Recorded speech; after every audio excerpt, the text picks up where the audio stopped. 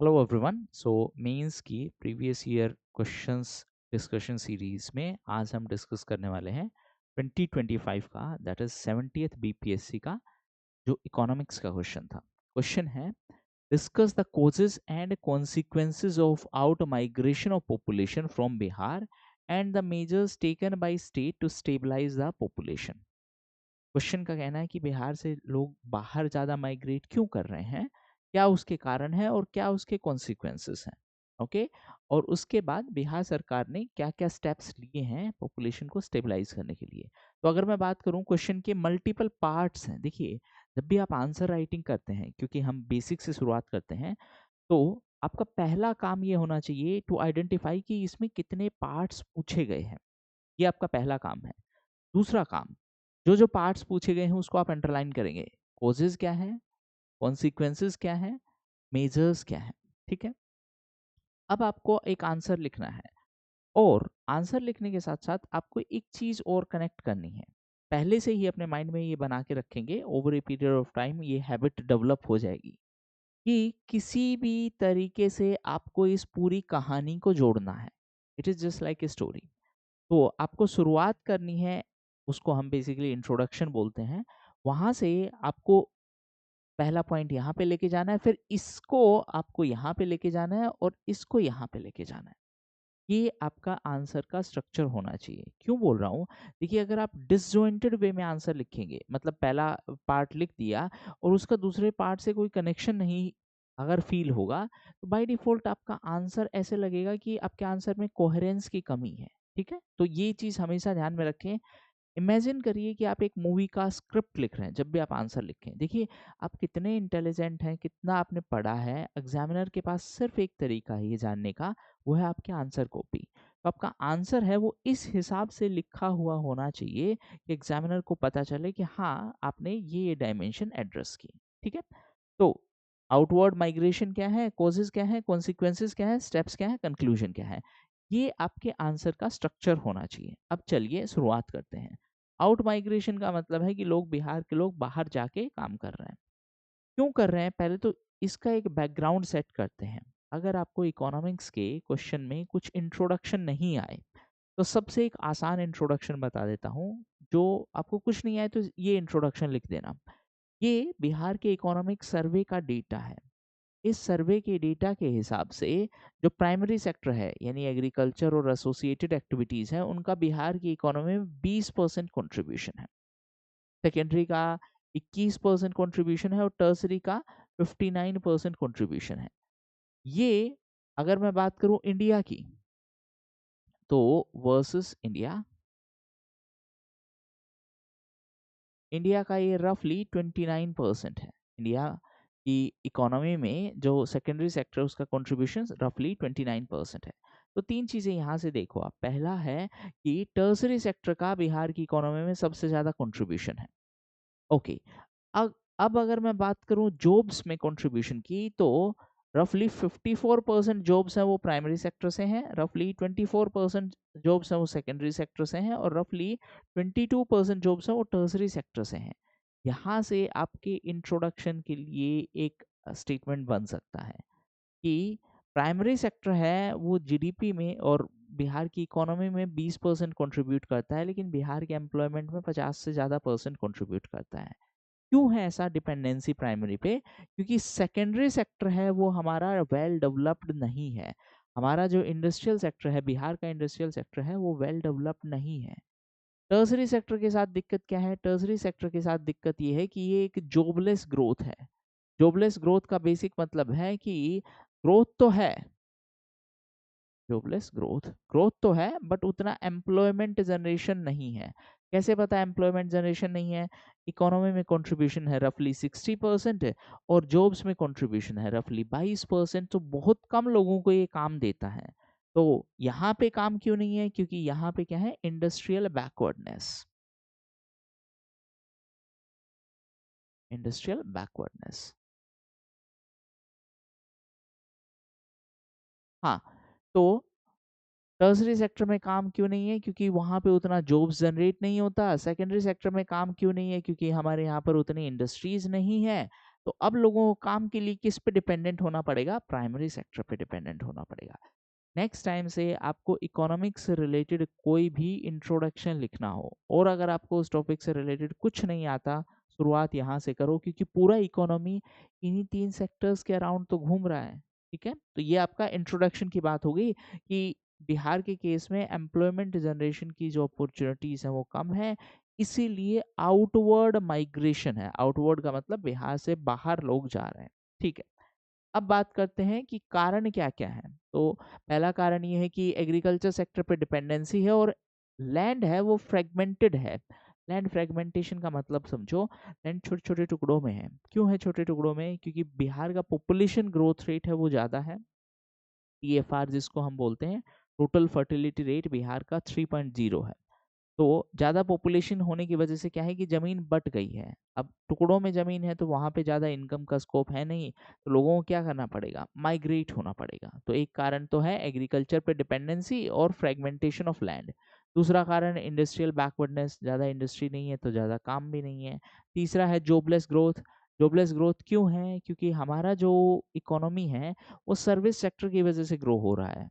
Majorly और service sector है वो स्किल बेस्ड जॉब्स जनरेट करता है। तो दो कारण हैं, ए हमारी जो पॉपुलेशन हो उसमें उतना स्किल नहीं है क्योंकि उनको अच्छे से स्किल दिया ही नहीं गया है। दूसरा प्रॉब्लम क्या है कि जहाँ पे स्किल बेस्ड एम्प्लॉयमेंट होगा वहाँ पे कम जॉब जनरेट होंगी क्योंकि एक स्किल्ड पर्सन है वो बहुत सारे लोगों का काम कर सकता है। तो ये जॉबलेस ग्रोथ है। फिर उसके बाद बिहार में अच्छी हेल्थ नहीं है, अच्छी एजुकेशन नहीं है, अच्छी स्किल नहीं है, तो लोग माइग्रेट करके दूसरे एरिया में जाते हैं इन सब सुविधाओं के लिए। उसके अलावा बिहार का जो बेसिक इंफ्रास्ट्रक्चर है जैसे हॉस्पिटल्स हैं, स्कूल्स हैं, वो सब भी अच्छे नहीं हैं, रोड क्वालिटी है वो अच्छी नहीं है। तो काइंड ऑफ इसकी वजह से होगा क्या कि लिविंग स्टैंडर्ड पुअर होगा। तो जिसके पास रिसोर्सेज होंगे या जिसको बेहतर ज़िंदगी जीनी है, वो लोग क्या करते हैं, वो बाहर माइग्रेट कर जाते हैं। और डिज़ास्टर, फ्रीक्वेंट डिज़ास्टर्स हैं, जैसे नॉर्थ बिहार है, वहाँ पे फ्रीक्वेंटली फ्लड आती है, साउथ बिहार में फ्रीक्वेंटली ड्रॉट आती है। तो ये तो हो गए कॉजेज़। सिर्फ पॉइंट्स ध्यान में रखो, एग्ज़ाम में आप इन पॉइंट्स को वापस से स्टेटमेंट बना सकते हो, ठीक है? फिर बात करते हैं कॉन्सिक्वेंसेस की। तो कॉन्सिक्वेंसेस को भी मैंने 2 वे में डिवाइड किया है कि पॉजिटिव कॉन्सिक्वेंस यानी अच्छे कॉन्सिक्वेंस कौन से हैं और नेगेटिव कॉन्सिक्वेंस। अच्छे कॉन्सिक्वेंस तो ये है कि जब हमारे लोग बाहर जाके काम कर रहे हैं, बाहर मतलब विद इन इंडिया दूसरे स्टेट में भी और आउटसाइड इंडिया भी, तो वो रेमिटांस सेंड करते हैं। रेमिटांस का मतलब वो वहाँ पे पैसे कमाएंगे और अपने घर यानी बिहार में पैसे भेजेंगे। तो उससे इनकम इंक्रीज होगा, उससे लोगों का लिविंग स्टैंडर्ड इंक्रीज होगा, तो पॉवर्टी क्या हो जाएगी? कम हो जाएगी। ये तो एक बेनिफिट हुआ। दूसरा बेनिफिट है कि लोकल जो रिसोर्सेज हैं, लोकल जॉब्स हैं, उस पर प्रेशर कम होगा। अब मान लेते हैं 10 लोग हैं, 10 में से 3 बाहर चले गए, तो अब पीछे 7 लोग ही बचे ना। तो एम्प्लॉयमेंट जनरेशन के लिए उतना मारामारी नहीं होगा क्योंकि कुछ लोग बाहर चले गए हैं, तो यहाँ के लोकल रिसोर्सेज पर जो प्रेशर है वो कम होगा, ठीक है? ये तो बात हुई पॉजिटिव की।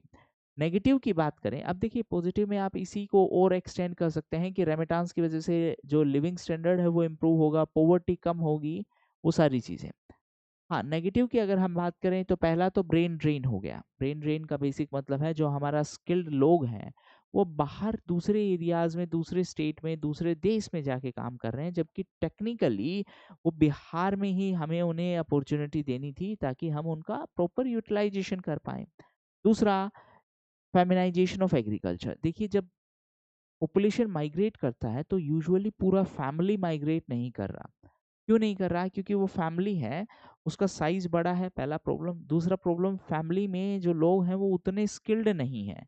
तो बाहर काम मिलेगा भी तो ज़्यादा सैलरी वाला काम नहीं मिलेगा, तो खर्चे ज़्यादा मैनेज नहीं कर सकते। तो होगा क्या कि मेल माइग्रेट कर जाएगा, फीमेल वहाँ पर ही बिहार में ही रह के खेती मैनेज करेगी।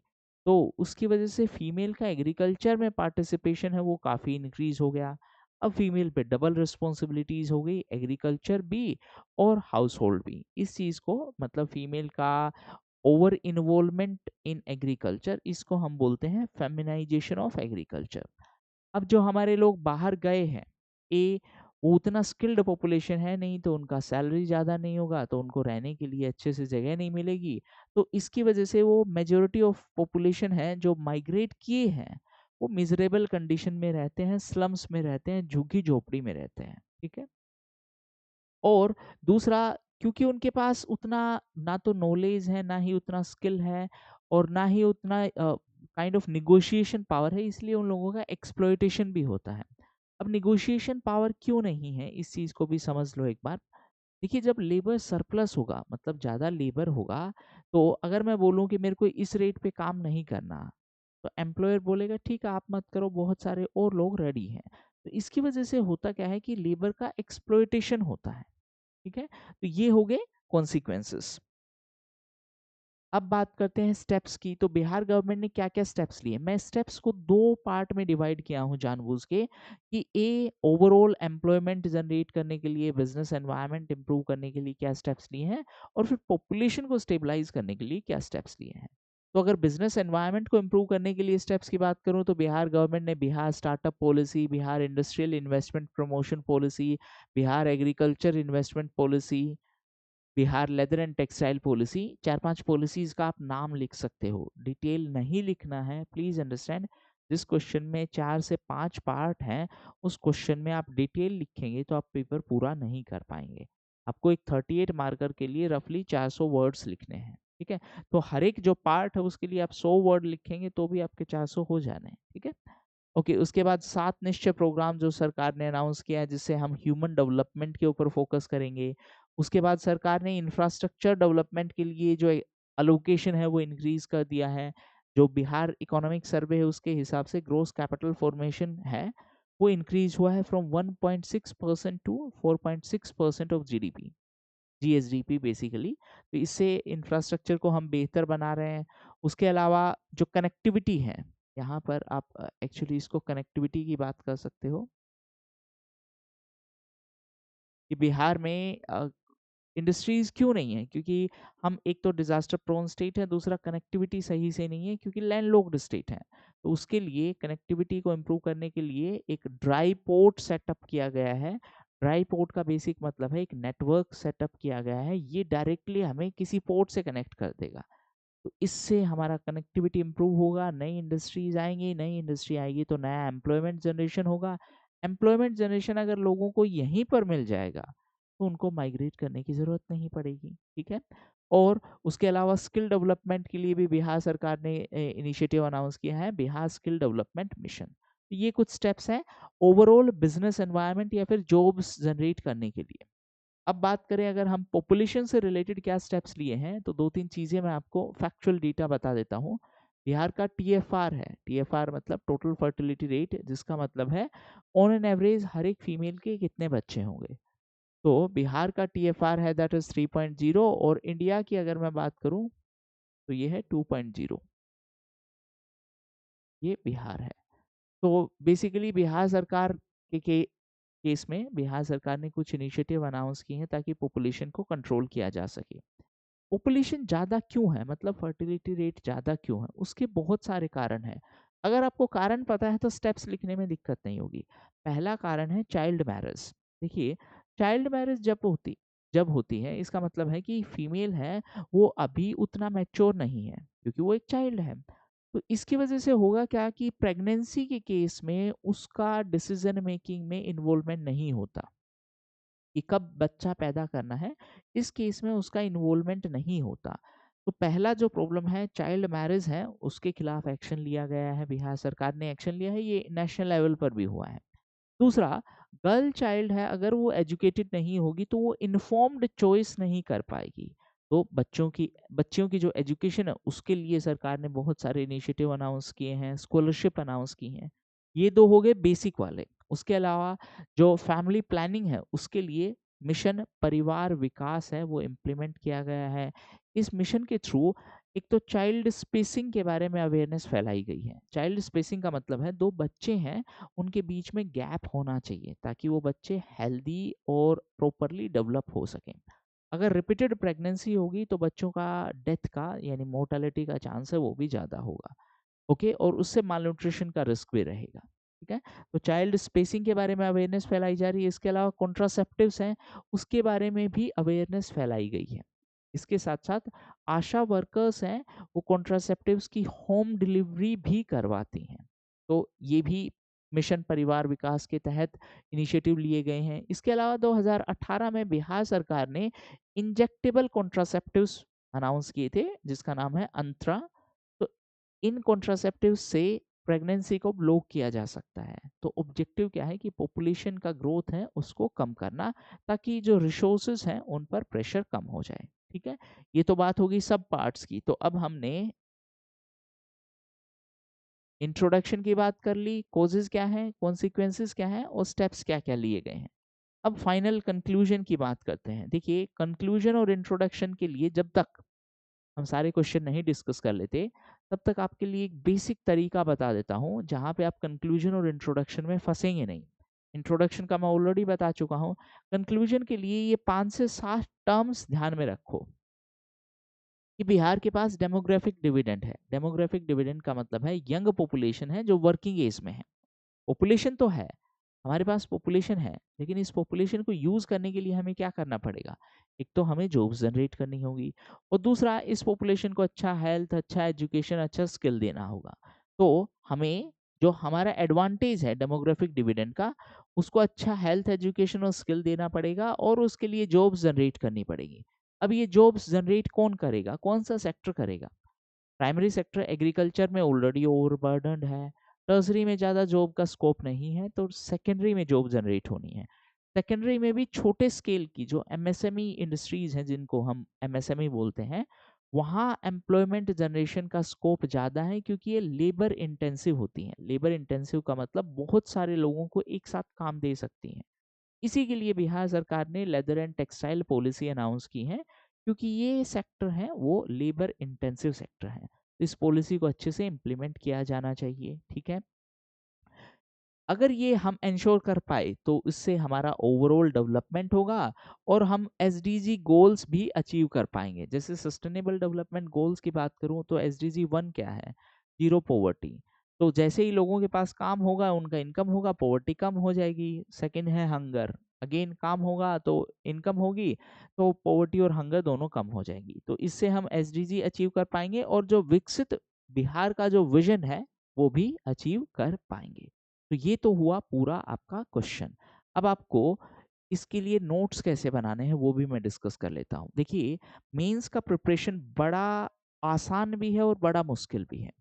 अगर आपको सही गाइडेंस मिला तो बड़ा आसान है। हर एक थीम सेलेक्ट करिए, हर एक थीम के लिए बस एक पेपर का नोट होना चाहिए, और उस नोट्स में क्या होना चाहिए? ये सारे कीवर्ड लिखने हैं। कोई स्टेटमेंट नहीं लिखना, सिर्फ कीवर्ड लिखो, ताकि जब आप पूरा जो मेंस का सिलेबस कवर कर लें तो आपके पास में 15, 20, 25, 30 पेज होने चाहिए। बस डिपेंड करता है कि आपने उसको किस वे में लिखा है। जितना आप कंसाइज वे में लिखें उतना ही कम पेजेस होंगे, और जितना कम पेजेस होंगे उतना ही आपके लिए रिवीजन करना आसान होगा, और जितना ज़्यादा रिवीजन होगा आपको आंसर लिखना उतना ही आसान होगा। एग्जामिनेशन हॉल में अगर मैं जैसे जीएस 2 की बात करूं, तो आपको एक ही दिन में ज्योग्राफी, पॉलिटी, इकोनॉमी और साइंस एंड टेक्नोलॉजी सब रिवाइज करना है। तो अगर आपके पास बल्कि नोट्स होंगे तो ऑब्वियसली आप रिवाइज नहीं कर पाएंगे। ठीक है, तो इस तरीके से आपको मेंस का सिलेबस कवर करना है। हाँ, ये तो तरीका हुआ अगर आप सेल्फ स्टडी करना चाहते हैं। तो अगर आपको पूरा जो कोर्स है वो करना है, तो उसके लिए भी नीचे लिंक डिस्क्रिप्शन बॉक्स में दिया गया है, जिसमें हम कंप्लीट सब्जेक्ट का कोर्स कर रहे हैं, प्रीलिम्स कर रहे हैं, मेंस कर रहे हैं, करंट अफेयर्स कर रहे हैं और प्रीवियस ईयर क्वेश्चंस। तो पूरा जो एक पैकेज है आपका, पूरा सब्जेक्ट का हेडेक खत्म होगा। अभी के लिए हमने साइंस और इकोनॉमिक्स का कोर्स लॉन्च किया है। तो अगर आपको सही लगे, डेमो लेक्चर्स अवेलेबल है, अगर आपको सही लगे तो आप वहां से भी कवर कर सकते हो। मेंस के लिए पूरा आपको ऐसे पूरे सब्जेक्ट का, पूरे टॉपिक्स का ऐसा नोट्स मिलेगा, तो आपको नोट डाउन करने की जरूरत कुछ नहीं होगी। आपको सिर्फ एक काम करना होगा, उसको रीड करना है। That's all. Thank you.